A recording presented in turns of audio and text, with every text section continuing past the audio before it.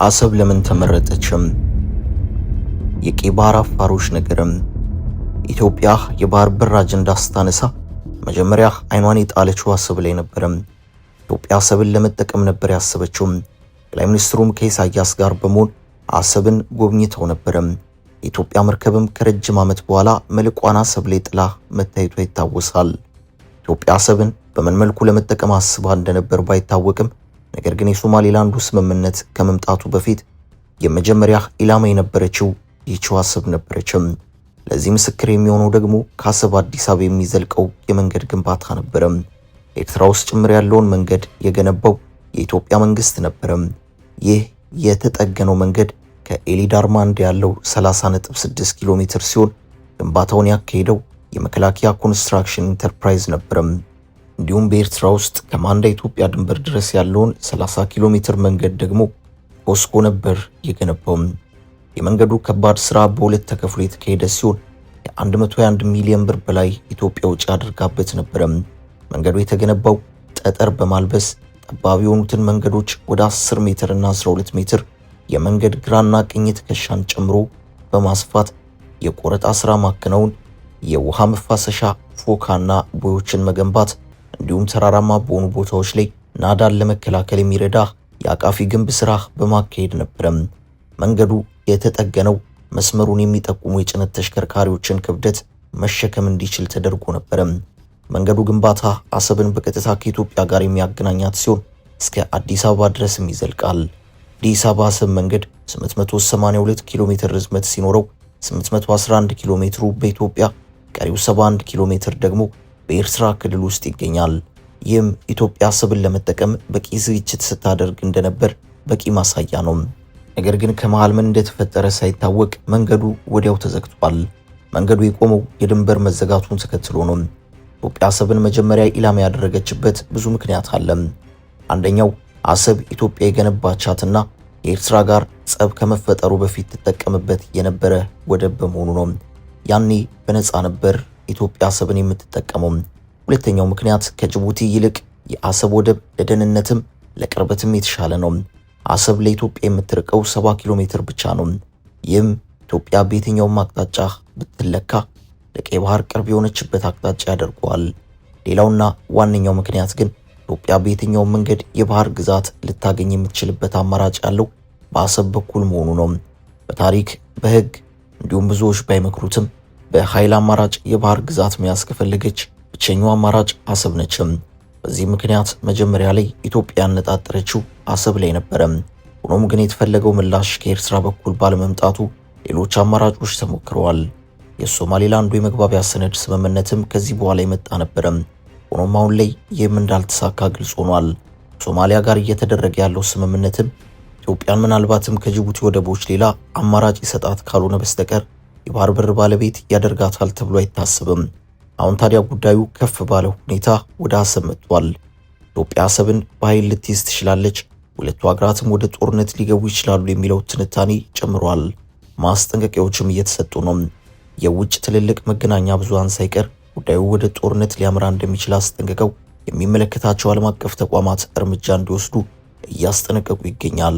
ኢትዮጵያ አሰብን በሁሉም አማራጭ ወደ ራሷ ለማምጣት ከሌሎች በተሻለ ምቹ ሁኔታዎች አሉ። ከነዚህ ውስጥ አንደኛው የቀይ ባህር አፋሮች ናቸው። እንደሚታወቀው አሰብ የምትገኘው በአፋሮች ግዛት ነው። የቀይ ባህር አፋሮች ራሳቸውን የቻሉ ራስ ገዝ የነበሩ ሲሆን ኤርትራ ስትገነጠል ነው አብረው እንዲሄዱ የተደረገው። ይህን ያደረገው ስምምነት ደግሞ በመለስ ዜናዊና በኢሳያስ የተፈረመው የአልጀርሱ ስምምነት ነው። አንዳንዶች አሰብን መሟገቻ በሕግ ወደ ኢትዮጵያ ማምጣት ይቻላል ሲሉ የሚያቀርቡት መሟገቻ ኤርትራ ስትገነጠል አሰብ ራስ ገዝ የነበረች ናት የሚለውን በማንሳት ነው። ስለዚህም አሰብ ወይም የቀይ ባህር አፋሮች ወደ ኢትዮጵያ ሊመለሱ ይገባል የሚል መከራከሪያ ያቀርባሉ። በእርግጥ አሰብ አካባቢ ወይም ደቡባዊ ቀይ ባህር ላይ የሚኖሩት አፋሮች ኤርትራ ለመገንጠል የትጥቅ ትግል ጭምር ያካሂዳሉ። ኢትዮጵያ ጉዳዩ ወደ እርምጃ ከተገባ አሰብን በመያዝ ልክ ሩሲያ ዩክሬን ውስጥ እንዳደረገች ሁሉ ማድረግ ትችላለች የሚሉ አሉ። ዛሬ ሩሲያ በኃይል የያዘቻቸው የዩክሬን ክልሎች ወደ ሩሲያ ለመጠቃለል የትጥቅ ትግል ያካሂዱ የነበሩ ናቸው። ሩሲያ የምታግዛቸው ወይም ተገንጣዮችን ታስታጥቅ ነበርም። እነዚህ የዩክሬን ግዛቶች የሚኖሩ አብዛኛዎቹ ራሳቸውን እንደ ሩሲያዊ እንጂ ዩክሬናዊ የሚያዩ አልነበሩም።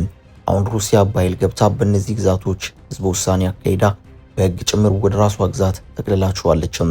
ከዚያ በኋላ እነዚህ ግዛቶች ዩክሬን ውስጥ እንደማይቀጥሉ ትራምፕ ጭምር ተናግረዋል። እናም በሩሲያ የተያዙ ክልሎች ጉዳይ ያበቃ ነው ወይም የሩሲያ ግዛት መሆናቸው ተረጋግጧል። ሩሲያ በ2014 ክሪሚያን በዚህ መልኩ እንዳዋሃደቻት ይታወቃል።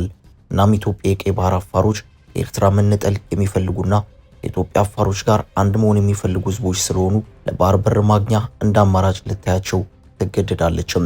ምክንያቱም ኢትዮጵያ በግልጽ ባህር በር መጠቀምን ሳይሆን ማግኘትን ወይም የቀይ ባህር ግዛትን ነው እየጠየቀች ያለችው። በተለይም ጉዳዩ ወደ ግጭት የሚያመራ ከሆነ ኢትዮጵያ ዋና ኢላማዋ አሰብ እንደምትሆን ግልጽ ነው። ኢትዮጵያ ብርጌድ ንሓመዱ የተባለውንና የቀይ ባህር ዲሞክራሲያዊ ንቅናቄ ተብሎ የሚታወቀውን ተገንጣይ ቡድን ታግዛለች የሚል ክስ ከወደ ኤርትራ ይደመጣል። ብርጌድ ንሓመዱ የሚባለው የኤርትራ መንግስት ተቋሚ አዲስ አበባ ላይ በቅርቡ ጉባኤውን አካሂዷል። ነገር ግን የቡድን ዓላማው የኢሳያስን መንግስት መለወጥ ነው። በዚህ ስብስብ ውስጥ የአፋሮች ድርሻም እዚህ ግባ የሚባል አይደለም። ብርጌድ ንሓመዱ በብዛት የትግርኛ ተናጋሪ ኤርትራውያን ስብስብ ነው። ቡድኑ ከአፋር ይልቅ ከኢትዮጵያ ትግራዮች ጋር የተቆራኘ ነው። የቀይ ባህር አፋሮችም ይህንን ቡድን በሙሉ ልባቸው እንደማያምኑት በቅርብ የወጣ አንድ ጽሑፍ ላይ ሰፍሮ ተመልክተናል። ነገር ግን የቀይ ባህር አፋር ታጣቂዎች ዓላማቸው መገንጠል ነው። አፋሮች በኢትዮጵያ በጅቡቲና በኤርትራ ቢኖሩም ማዕከላቸው ኢትዮጵያ ነው። በቁጥርም ከፍ ያለ መጠን ያለው አፋር የሚገኘው በኢትዮጵያ ነው። አፋሮቹ በጋብቻ በጎሳ የተዋቀረ ማህበራዊ መሰረት ያላቸው ሲሆን ሺህ ዓመታት ጀምሮ ወይንም እስልምና ከመቀበላቸው በፊት በዚሁ አካባቢ ይኖሩ ነበር። የተለያዩ ሱልጣኔቶችም ነበሩ። አፋሮች በዋናነት በኢትዮጵያ ስር ነው የነበሩትም። አሰብን የያዙት የነዚህ የቀይ ባህር አፋሮች እንዲህ አይነት ፍላጎት ያላቸው መሆኑ ኢትዮጵያ አሰብን ወደ ራሷ ግዛት ለመመለስ እንድታተኩርባት እድል ይሰጣታል የሚሉ አሉ። በኤርትራ የሚኖሩ አፋሮች በኢሳያስ መንግስት ላይ ያኮረፉ መሆናቸውም ሌላኛው ተጨማሪ እድል ነው። 200 ሺህ በላይ አፋሮች ከኤርትራ ስለመፈናቀላቸው መረጃዎች ያመለክታሉ። እንዲሁም የኤርትራ መንግስት ከቀይ ባህር አካባቢ አፋሮችን በግዳጅ ስለማፈናቀሉ አፋሮቹ ይናገራሉ። የኤርትራ መንግስት አሰብን ለተባበሩት አረብ ኤምሬትስ ባከራየበት ወቅትም የተባበሩት አረብ ኤምሬትስ በአፋሮች ላይ ተደጋጋሚ ጥቃት ፈጽም ነበር። በዚህም የቀይ ባህር አፋሮች በኤርትራ መንግስት ላይ ተቃውሞ አላቸው። ኢትዮጵያ ይህንን ኩርፊያና የመገንጠል ሐሳብ ተጠቅማ የቀይ ባህር አፋሮችን ኩርፊያና የመገንጠል ሐሳብ ተጠቅማ የቀይ ባህር አፋሮችን ከኢትዮጵያ አፋሮች ጋር በመቀላቀል ፍላጎቷን ልታሳካ የምትችልበት እድል አላት የሚለው ሐሳብ መነሻው ይህ ነው።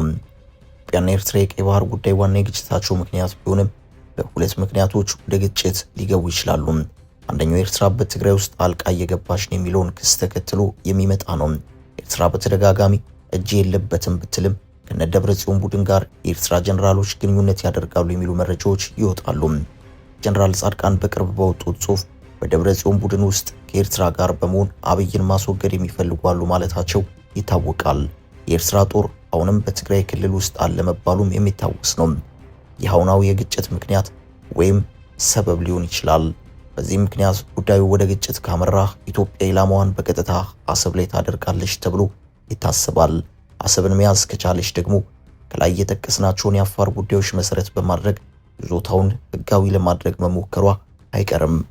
ሌላው ኢትዮጵያና ኤርትራን ወደ ግጭት እንዲገቡ አሁናዊ ምክንያት ሊሆን የሚችለው የኤርትራ መንግስት አሰብን ለሌላ አሳልፎ ለመስጠት የሚሞክር ከሆነ ነው። በተለይም ደግሞ ለሳውዲ አረቢያ ወይንም ለግብጽ የሚሰጥ ከሆነ ኢትዮጵያና ኤርትራ በዚህ ሰበብ ወደ ጦርነት ሊገቡ ይችላሉ። ምክንያቱም ከኢትዮጵያ 70 ኪሎ ሜትር ርቀት ላይ የሚገኘውንና ኢትዮጵያ የምትፈልገውን ቦታ ለግብጽ ወይም ኢትዮጵያ ለደህንነት ያሰጋኛል ለምትለው አካል አስተላልፎ መስጠት ግጭት ሊያስነሳ ይችላል። ሩሲያ ዩክሬን ላይ ጦርነት ያወጀችው ኔቶን ስባህ ታመጣብኝ ነው በሚል እንደሆነ ይታወቃል። ኢትዮጵያም እንዲህ ያለ ጥያቄ ልታነሳና ጉዳዩ ወደ ቀጥተኛ ግጭት ሊገባ ይችላል። አሁን ካለው ውጥረት ጀርባ ዋነኛው የውጥረት ማዕከል የቀይ ባህር ጉዳይ ነው።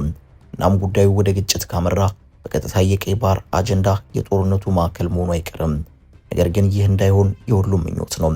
ኢትዮጵያ ወደ ቀይ ባህር መመለስ ይገባታል የሚለው አጀንዳ አብዛኛው ኢትዮጵያዊና ገለልተኛውን አካል ጭምር የሚያስማማ ነው። በዚህ ፍላጎት ውስጥ ዋናው ታሪክ ነው። ኢትዮጵያ በዚህ አካባቢ ምን ያክል ጊዜ ነበረች፣ እንዴት አጣች የሚለው ወሳኙ ጉዳይ ነው።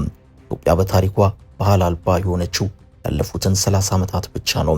ኢትዮጵያ ገና በጥንታዊ ስሟ ፑንት የዚያኔዋ ሀበሻ በቀይ ባህር ተመዝግቦ የሚገኘው ከክርስቶስ ልደት በፊት ጀምሮ ነው።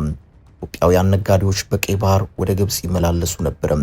የዚያን ጊዜ የነበሩ የኢትዮጵያ መርከቦች ከኋላና ከፊት ክብ ቀለማቸው ሐምራዊና ምሰሷቸው ትልቅ ነበሩ። የጥንት ግብጻውያን ታሪክ እንደሚነግረን የንጉሥ ሰለሞን መርከቦች ከርቤ፣ ዕጣን፣ የከርቤ ዛፍና የከበረ ድንጋይ ለመግዛት ወደ ኢትዮጵያ መጥተዋል። አሁን የኢትዮጵያ ጥያቄ ለሺህ ዘመናት ወደ ነበረችበት ቀይ ባህር በቀጭን መንገድ መመለስ ነው። በሰላማዊ መንገድ በድርድር ቢሆን የብዙዎች ምኞት ነው። አበቃን። መልካም ጊዜን ተመኘን።